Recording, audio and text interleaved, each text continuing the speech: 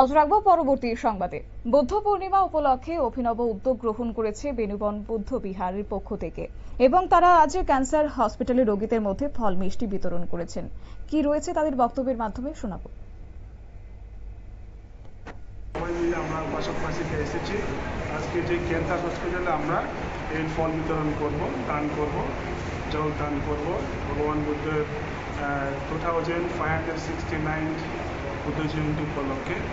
আমরা উইশ করব এখানে যে যতটুকু পেশেন্টরা আছে ওরা তাড়াতাড়ি রিকভার হোক, ভালো হোক, সুস্থ হোক বলে আমরা এখন এখানে ভিক্ষু সংঘরা পূজা করব, প্রার্থনা করব, চান্দিল করব।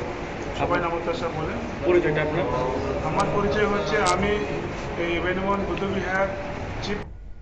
আপনারা শুনলেন তাদের বক্তব্য। অর্থাৎ আজ আগরতলা ক্যান্সার হাসপাতালে বেনুবন বৌদ্ধ বিহারের উদ্যোগে এই সামাজিক কর্মসূচি হাতে নেওয়া হয়েছে। প্রত্যেক বছরে নয়, এই বছর বুদ্ধ জয়ন্তীকে সামনে রেখে আজ দুস্থ রোগীদের মধ্যে ফল মিষ্টি বিতরণ করা হয়েছে এবং তাদের দ্রুত আরোগ্য কামনা করেছেন বেনুবন বৌদ্ধ বিহারের পক্ষ থেকে।